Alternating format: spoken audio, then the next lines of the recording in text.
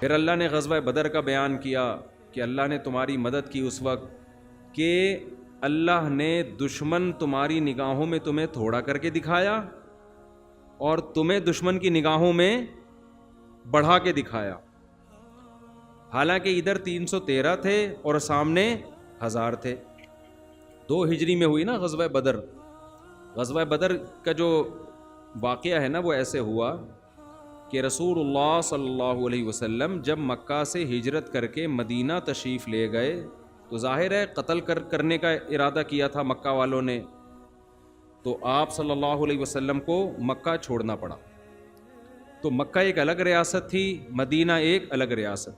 دنیا میں آج بھی اصول ہے کہ 2 ریاستوں میں جب تک کوئی ایگریمنٹ نہیں ہوتا آپ کسی کی حدود کو کراس نہیں کر سکتے. اگر آپ کریں گے ان کو یہ رائٹ ہوتا ہے وہ گولی بھی مار دیں آپ سے, آپ کا سارا مال اسباب چھین لیں. یہ پہلے بھی تھا, آج بھی ہے یہ اصول. یورپ میں بارڈر کراس کرتے ہوئے فائرنگ ہوتی ہے نا, کتنے لوگ مر جاتے ہیں. وجہ اس کی ہے کہ آپ نے جب تک پاسپورٹ ویزا نہیں بنوایا آپ کو اس کو نے اجازت ہی نہیں دی ہے. تو پہلے زمانے میں بھی یہ اصول تھا کہ آپ کے درمیان جب تک کوئی ایگریمنٹ نہ ہو ایک ریاست دوسری ریاست کے لیے وہ اس کی پرمیشن کے بغیر اس میں داخل نہیں ہو سکتی تھی. رسول اللہ صلی اللہ علیہ وسلم مدینہ طیبہ میں آپ کو اطلاع ملی کہ ابو سفیان شام سے قافلہ لے کر مکہ مکرمہ کی طرف جا رہا ہے, تجارتی قافلہ. تو نبی صلی اللہ علیہ وسلم نے ارادہ کیا اس تجارتی قافلہ پہ ہم کیا کرتے ہیں, حملہ کرتے ہیں, کیونکہ کوئی ایگریمنٹ تو ہے نہیں, دشمن ملک ہے, اس کی دشمن فوج ہے.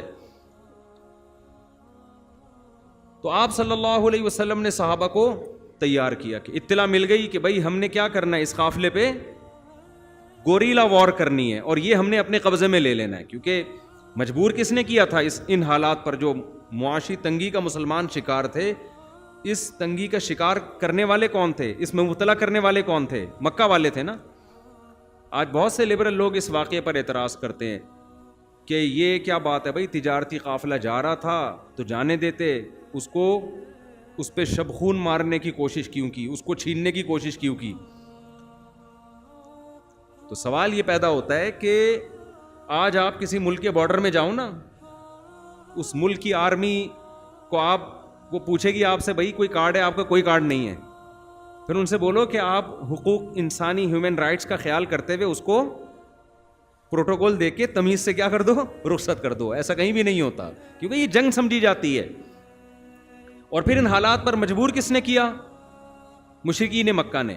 یہاں بھی لبرل لوگ غلطی کرتے ہیں, وہ یہ کہتے ہیں کہ بھائی ان کا لیے ان کا مذہب اور مسلمانوں کے لیے مسلمانوں کا مذہب.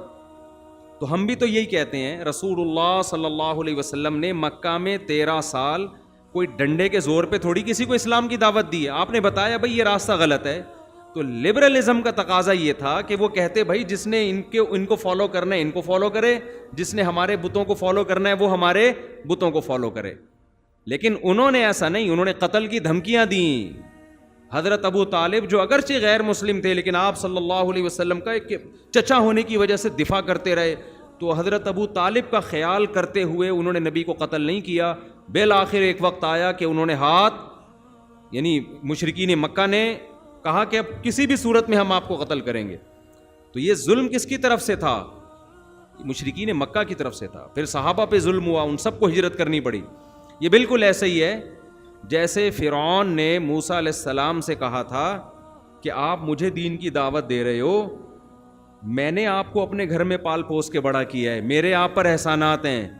تو موسیٰ علیہ السلام نے جواب میں کیا فرمایا کہ یہ بھی تو ایک نعمت ہے کہ تو نے بنی اسرائیل کو غلام بنایا ہوا ہے.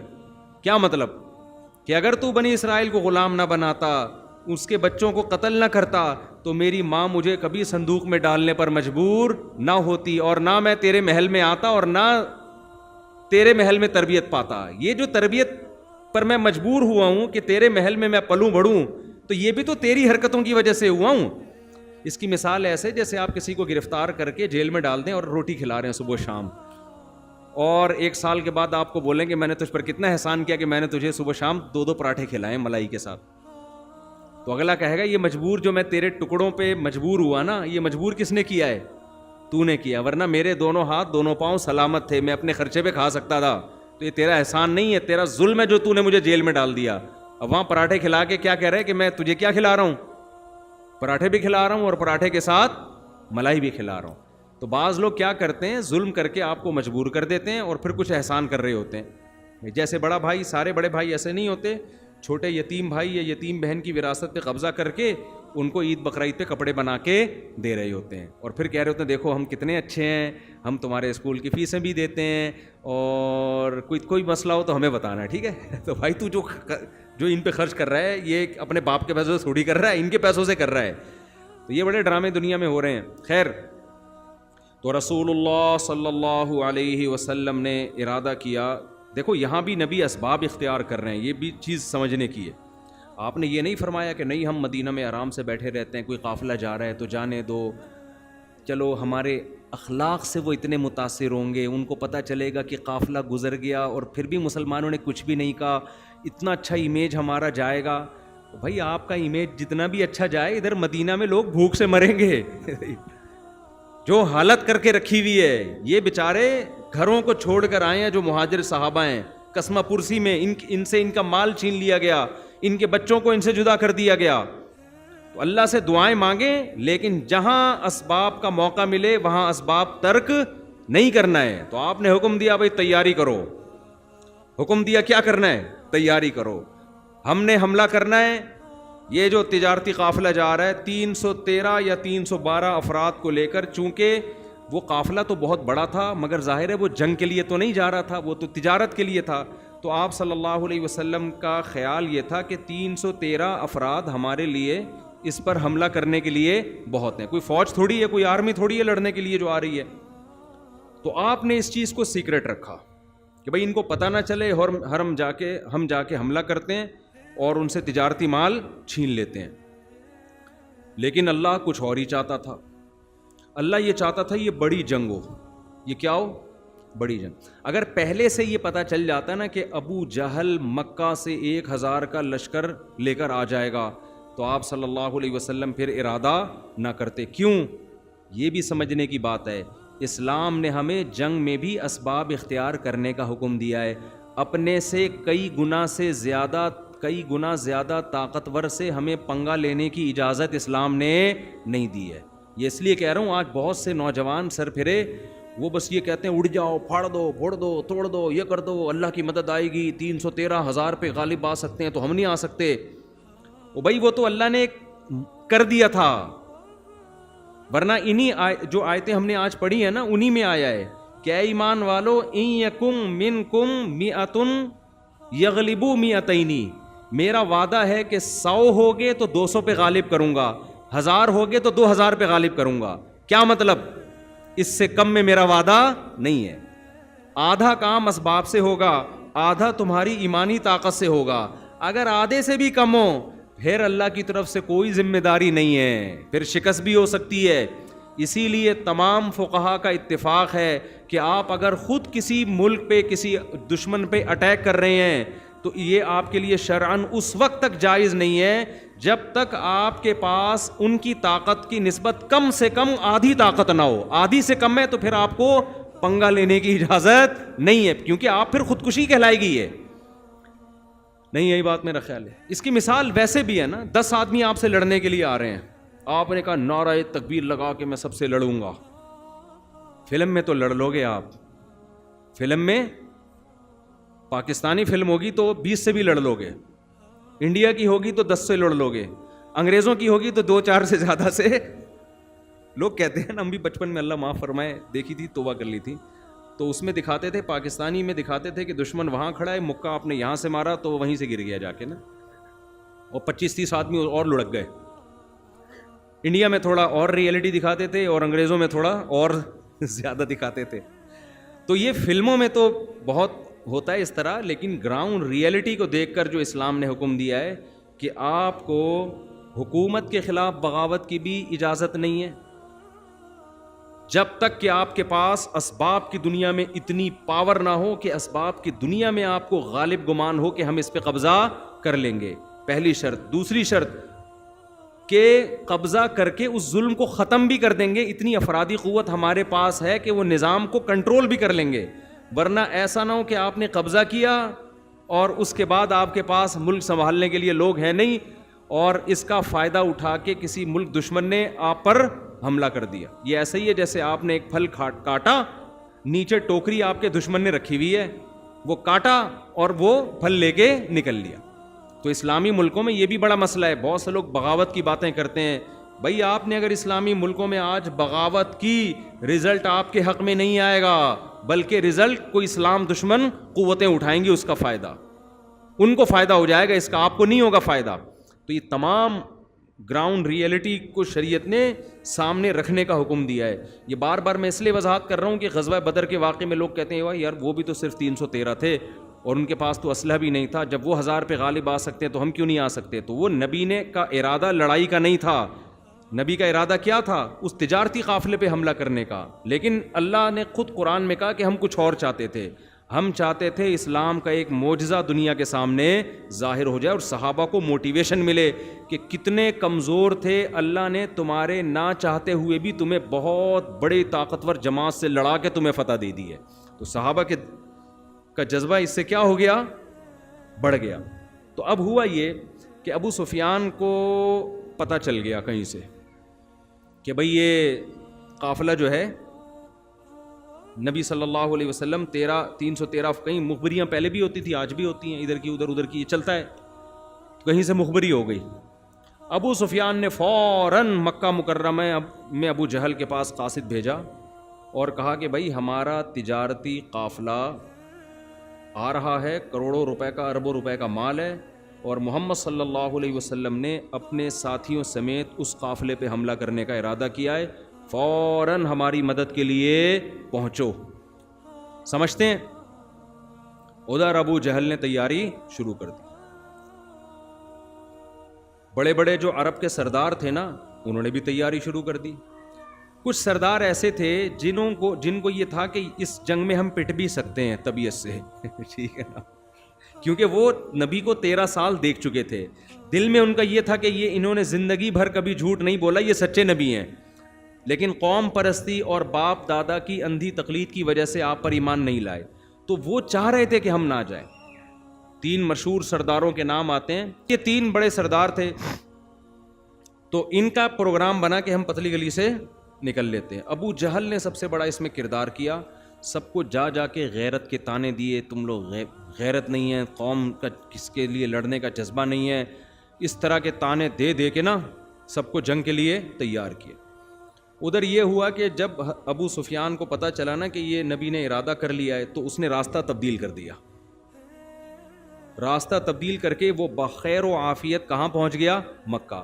وہاں جا کے بہت سے سمجھدار لوگوں نے مشورہ دیا کہ بھائی اب ہمیں جنگ کرنے کی ضرورت نہیں, ہمارا مقصد تھا تجارتی قافلے کی حفاظت کرنا, وہ بخیر و عافیت آ گیا ہے, تمیز سے آرام سے ہنسی خوشی زندگی گزارو, مسلمانوں سے خامخواہ میں پنگا لینے کی کوشش بولو نہیں کرو. اس میں سب سے بڑا کردار تھا ابو جہل کا. وہ طاقت اور تکبر میں نا کہ نہیں اب تو موقع ملا انتقام لینے کا, یہ لوگ بدر کے مقام پہ پہنچ رہے ہیں, تو ہم اب ان کو 313 افراد کو واپس جانے نہیں دیں گے, اب ہم ان کو گھیر کے قتل کریں گے.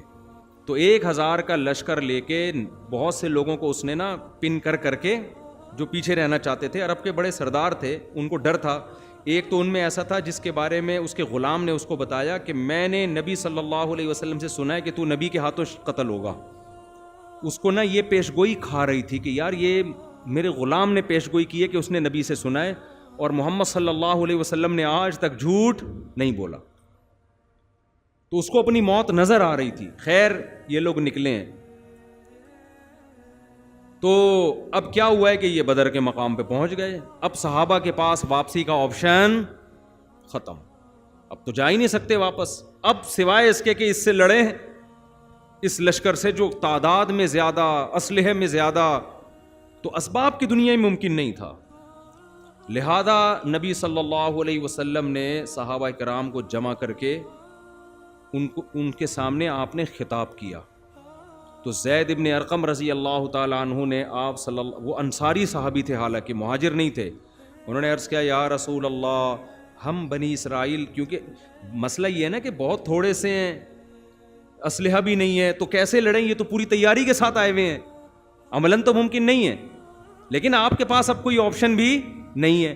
تو زید ابن ارقم رضی اللہ تعالی عنہ نے عرض کیا یا رسول اللہ ہم یہاں سے بھاگیں گے نہیں، اور ہم بنی اسرائیل کی طرح ہرگز نہیں ہیں جنہوں نے حضرت موسیٰ سے کہہ دیا تھا کہ آپ جائیں اور آپ کا رب جائیں، دونوں لڑیں، انا ہاہنا قاعدون، ہم یہیں بیٹھ کے تماشا دیکھیں گے۔ نا نا نا نا نا، ہم آپ کے ساتھ خون کے آخری قطرے تک لڑیں گے، آپ ہمیں اگر آگ میں چھلانگ مارنے کا حکم دیں ہم اس میں بھی چھلانگ مار دیں گے۔ ایسے موقع پہ جب اپنے ساتھیوں کی طرف سے ایسی بات اور ایسا جذبہ ہونا تو یہ کوئی چھوٹی بات نہیں ہوتی۔ نبی صلی اللہ علیہ وسلم اس قدر خوش ہوئے، بہت خوش ہوئے، پھر باقی صحابہ نے بھی اسی طرح کے الفاظ کہے کہ ہم لڑیں گے آپ کے ساتھ۔ حضرت ابو بکر، حضرت علی، اب ہوا کیا ہے کہ جب جنگ شروع ہوئی ہے، اچھا ان 313 میں زیادہ تر مہاجر صحابہ تھے، انصار کم تھے۔ اب جب جنگ شروع ہوئی ہے نا تو عرب میں یہ دستور تھا کہ دونوں طرف کی فوجیں جب آمنے سامنے کھڑی ہوتی تھیں تو بعض دفعہ قوم کے جو بہادر ترین لوگ ہوتے تھے نا وہ پہلے نکل کے آتے تھے سامنے، وہ کہتے تھے حل من مبارز، پہلے ہم سے لڑو۔ یہ بڑا نعرہ ہوتا تھا، اس لیے کہ مطلب یہ ہے کہ جب تک ہمارے مقابلے میں کوئی آ کے ہم سے لڑے، ہم قتل نہ ہو جائیں یا وہ قتل ہو جائے۔ ڈان کا سنا ہے نا، یہ ڈان وان جو ہوتے ہیں، ہمارے ایک دوست سے میں نے پوچھا یہ ڈان کیا ہوتا ہے، کہتے ہیں یہ ڈان آج کل جو ڈان ہوتا ہے نا، ڈان کہتے ہیں کہ جی جس کی بڑی کسی بندے سے لڑائی ہوئی ہو، دونوں میں سے جب تک ایک قتل نہ ہو جائے تو جنگ ختم نہ ہو۔ واللہ عالم حقیقت ہے یا نہیں ہے مجھے نہیں پتا، ہم نے جو ڈان بریڈ دیکھی ہے وہ جو آج کل مارکیٹ میں، تو اب یہ فلموں میں ہوتا ہے، یہ حقیقت میں ہمیں نہیں پتا، لیکن عرب میں جنگوں میں ایسا ہوتا تھا کہ ادھر کا ڈان نکل کے آتا تھا، صحیح ہے نا، وہ کہتا تھا کہ پہلے ہم سے لڑو، جنگ بعد میں شروع ہوگی، ادھر سے کوئی بہادر آئے گا، دونوں لڑیں گے، جب تک دونوں میں سے ایک قتل نہیں ہو جائے گا لڑائی شروع نہیں ہوگی۔ یہ بہت بڑے فنٹر کا کام ہو سکتا تھا، یہ معمولی آدمی کا کام نہیں۔ تو اب یہ جو 3 سردار تھے نا، ولید ابن عتبہ، عتبہ ابن شیبہ اور ایک تیسرا، ان تینوں کو شرمندگی تھی کہ ہم اس جنگ میں آنے سے پیچھے ہٹ رہے تھے، اور بدر میں آنے کے بعد بھی انہوں نے مشورے دیے تھے کہ نکل لو پتلی گلی سے آرام سے، اسی میں عافیت ہے، لشکر ہمارا خیر و عافیت کے ساتھ بچ گیا ہے، تو اب واپس۔ ابو جہل ان کو مسلسل تانے دیتا رہا، تم عورتوں کی طرح چوڑیاں پہن کے بیٹھ جاؤ، تم یہ کرو، جیسے ہوتا ہے نا۔ ان کو یہ شرمندگی تھی کہ یار ہم نے جانے کی باتیں اتنی کر لی ہیں، اب جب جنگ ہونی ہی ہے تو اپنی خفت مٹانے کے لیے، کیونکہ واپس جانا تو قوم کے پاس ہی ہے نا، پھر عرب میں عورتیں بڑے بزدلی کے تانے دیا کرتی تھیں کہ یہ ایسے ہیں، یہ جنگ میں ایسی باتیں کر رہے تھے۔ اچھا یہ لوگ اپنے ساتھ باندیاں بھی لائے تھے ناچنے کے لیے، عورتیں بھی لائے تھے، وہ دھمال شمال نہیں ہوتے، تو پورے دھمال ومال، موسیقی، میوزک، یہ سب کچھ، کیونکہ ان کو تو تھا کہ ہم 1000 ہیں، ہم تو فتح ہی ہوگی ہماری۔ اب کیا ہوا ہے کہ یہ تینوں نکل کے آ گئے سامنے، اور انہوں نے نعرہ لگایا اپنی شرمندگی بچانے کے لیے نا، شرمندگی سے بچنے کے لیے انہوں نے، تاکہ ہمیں یہ تلافی ہو جائے اور لوگ ہمیں بزدل نہ سمجھیں، تو میدان میں نکل کے ان تینوں نے کہا حل من مبارز، کوئی ہے ہمارے مقابلے میں پہلے مقابلہ کرنے والا۔ ادھر سے 3 انصاری صحابی نکل کے آئے سامنے، 3 انصاری صحابی۔ اب آپ ان کی بہادری دیکھو، تھے عرب نا، اور تھے قریشی ہاشمی نبی کی قوم کے، انہوں نے کہا نا نا نا نا نا، اب جب لڑائی ہوگی تو ہمیں ہمارے جیسے لوگ چاہیے، سمجھ رہے ہیں نا، ان سے لڑنے میں مزہ نہیں آئے گا۔ اس سے پتہ چلتا ہے کہ اللہ نے اپنے نبی کو جو لوگ دیے نا، وہ قوم بڑی غیرت والی تھی، بہادر تھی۔ نبی صلی اللہ علیہ وسلم نے ان کی غیرت کا رخ چینج کر دیا ہے۔ اگر یہی بنی اسرائیل ہوتے، یہودی ہوتے نا، تینوں کبھی سامنے نکل کے نہ آتے، اور نکل کے آتے تو ان کی تمنا ہوتی کوئی پدے پدے سے ہمارے سامنے آ جائیں جن کو شکست دے کے ہم کیا کر لیں، اپنا نام روشن کر لیں۔ تو عرب کی دشمنی بھی، اچھا مدینہ میں کیا تھے؟ منافق، یہودی، وہ سارے یہودی تھے، مشرکین مکہ میں کوئی منافق نہیں تھا، ہمارے نبی کی قوم میں کوئی منافق نہیں تھا، وہ اگر اندر سے کافر ہے تو باہر سے بھی کافر, اندر سے مومن ہے تو باہر سے بھی مومن. یہود میں کیا گڑبڑ ہو رہی تھی, باہر سے کچھ اور, لا الہ ہؤلاء ولا الہ ہؤلاء. قرآن کہہ رہے ہیں مفاد وہاں نظر آئے تو ادھر لڑک گئے, ادھر نظر آئے تو ادھر لڑک گئے. اس کو کہتے ہیں 2 نمبر آدمی. تو یہ تینوں نکل کے آئے, انہوں نے کہا کہ بھئی 3 بندے آ جائیں وہاں سے. تو وہ جب آئے تو انہوں نے کہا نا نا نا نا, یہ ہمارے اکفا نہیں ہے, ہمارے کفو نہیں ہے.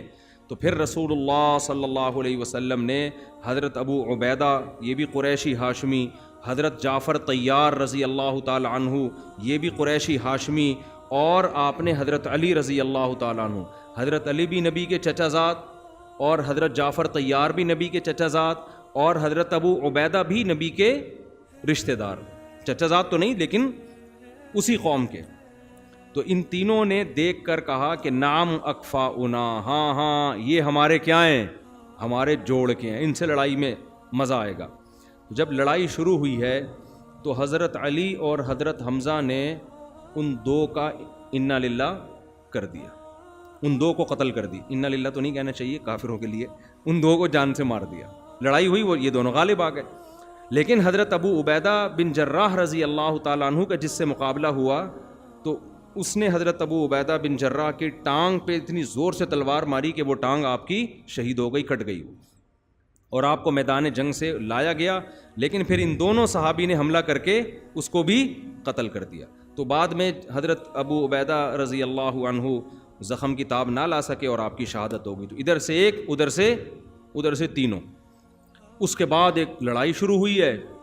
تو لڑائی میں اتنی زبردست پھر قرآن نے تسلیاں دیں, انہی آیتوں میں اللہ نے بیان کیا اذ یریکہم اللہ فی منامک قلیلا, اللہ نے صحابہ کا رعب ان کے دلوں پہ بٹھا دیا اور ان کو جماعت کم کر کے دکھائی کہ یہ تھوڑے لوگ ہیں, اور ان کو یہ دکھایا کہ یہ بہت زیادہ لوگ ہیں. پھر اللہ نے آسمان سے فرشتے نازل کیے مدد کے لیے. تو بڑی زبردست جنگ شروع ہوئی. تو ایک مشہور صحابی ہیں, ان کا نام ذہن سے نکل گیا, اس جنگ میں ان کا بھی بڑا کردار ہے. 2 صحابی تھے, حضرت معوذ اور معاذ, یہ دونوں بچے تھے. اچھا, اس جنگ میں کچھ بچے صحابہ کو واپس بھی کیا ہے. کچھ صحابہ ایسے تھے جو نوعمر تھے, آپ صلی اللہ علیہ وسلم نے ان کو جنگ سے واپس کیا. حضرت معوذ اور معاذ چھپتے پھر رہے تھے کہ نبی کی ہم پہ نظر نہ پڑ جائے, کیونکہ ہم پہ اگر نظر پڑی تو ہمیں بھی کیا کر دیا جائے گا باہر. تو یہ چھپتے پھر رہے تھے. تو ایک مشہور صحابی اس وقت نام ذہن سے نکل گیا, وہ کہتے ہیں کہ میں نے اپنے دائیں بائیں غزوہ بدر میں دیکھا کہ معوذ اور معاذ جیسے بچے کھڑے ہوئے ہیں. تو میرے دل میں خوف پیدا ہوا کہ میرے ساتھ کوئی بہادر اور بڑے میچور لوگ ہوتے. جنگ میں ایسا ہوتا ہے نا, جب آپ لڑ رہے ہیں تو آپ چاہتے ہیں یار میرے ساتھ کون ہو, کوئی سپورٹر اچھا ہو نا. کہتے میں نے دیکھا کہ یہ دونوں کیا ہیں, بچے. تو میرے دل میں خوف پیدا ہوا. کہہ رہے لیکن ان بچوں کا جذبہ یہ تھا کہ ان دونوں نے مجھ سے پوچھا کہ ابو جہل کدھر ہے. صحیح ہے نا. انہوں نے مجھ سے کیا پوچھا, جیسے ہمارے دور کے بچے ہوتے ہیں مجھ سے انکل ابو جہل کہاں ہے. ہمارے دور میں کوئی ہوتا ہے نا انکل کہتے ہیں نا بڑوں, ابو جہل کہاں ہے. کہتے میں نے کہا بھائی یہ تو بڑے بہادر بچے ہیں, معوذ, اور آپ نے نظموں میں نام سنا ہوگا نا حضرت معوذ اور معاذ کا. تو انہوں نے کہا ہم ابو جہل کہاں ہیں, ہم نے سنا ہے وہ اسلام کا سب سے بڑا دشمن ہے. تو پھر یہ لوگوں سے پوچھتے پوچھتے ابو جہل کے پاس پہنچے, لڑائی ہوئی اور بالآخر ابو جہل کو انہوں نے گرا دیا. لڑائی ابو جہل زخمی حالت میں, یہ نہیں قتل نہیں کر سکے اس کو یہ, اور ان کا بھی بازو کٹ گیا. غالباً معوذ یا حضرت معاذ رضی اللہ تعالیٰ عنہ کا بازو کٹ گیا. تو نبی صلی اللہ علیہ وسلم کا معجزہ ظاہر ہوا, آپ نے وہ بازو لگایا اور وہ بازو جڑ گیا. یہ جو ابو جہل تھا نا, جب یہ جنگ میں زخمی ہو کے نیچے گرائے تو حضرت عبداللہ ابن مسعود رضی اللہ تعالیٰ عنہ, یہ بہت دبلے پتلے صحابی تھے. ان کی پنڈلیاں اتنی باریک تھیں کہ یہ شلوار ٹخنوں سے اوپر اٹھاتے, اس سے زیادہ نہیں اٹھاتے تھے. وجہ اس کی یہ تھی, کہتے مجھے شرم آتی تھی اپنی پنڈلیاں دکھاتے ہوئے, اتنی باریک پنڈلیاں تھیں. تو یہ تھے بھی غریب مسکین. یہ اصحاب صفہ میں سے تھے جن کے بارے میں آتا ہے نا, غربت کی وجہ سے پورے کپڑے نہیں ہوتے تھے پہننے کے لیے. تو یہ بڑے مسکین صحابی تھے. انہوں نے جب دیکھا کہ ابو جہل جو ہے یہ پڑا ہوا ہے, زخمی تڑپ رہا ہے, تو یہ اس کے سینے پہ جا کے بیٹھ گئے اس کی گردن کاٹنے کے لیے. تو وہ ابو جہل ان سے کیا کہتا ہے کہ ابن مسعود آج تو بہت اونچی جگہ پہ بیٹھا ہے, یعنی مرتے ہوئے بھی کم بخت کس قدر تکبر کہ آج تو ایک سردار کے سینے پہ بیٹھا ہے بہت اونچی جگہ پہ, اور پھر کہنے لگا کہ میری گردن کاٹنا تو ذرا نیچے سے کاٹنا تاکہ پتہ چلے کسی سردار کی گردن ہے. جب کٹے گی نا تو گردن دیکھ کے پتہ چلے کسی عرب سردار کی گردن ہے. حضرت عبداللہ بن مسعود نے اس کی گردن کاٹی اور رسول اللہ صلی اللہ علیہ وسلم کی خدمت میں لے جا کے رکھ دی. آپ صلی اللہ علیہ وسلم سجدے میں گر گئے اور آپ نے فرمایا اللہ نے اس امت کے فرعون کو قتل کر دیا. اتنا خوش ہوئے آپ صلی اللہ علیہ وسلم کیونکہ اس نے بہت فساد مچایا تھا. 13 سال مکہ میں نبی صلی اللہ علیہ وسلم کو تکلیف دینے کا کوئی موقع اس نے اپنے ہاتھ سے چھوڑا نہیں تھا. بالآخر لڑائی ہوئی ہے اور ان کے 70 بندے قتل ہو گئے اور 70 گرفتار ہو گئے. گرفتار میں بھی بڑے بڑے لوگ. حضرت عباس جو نبی کے چچا تھے وہ بھی مشرکین مکہ کے ساتھ جنگ میں تھے.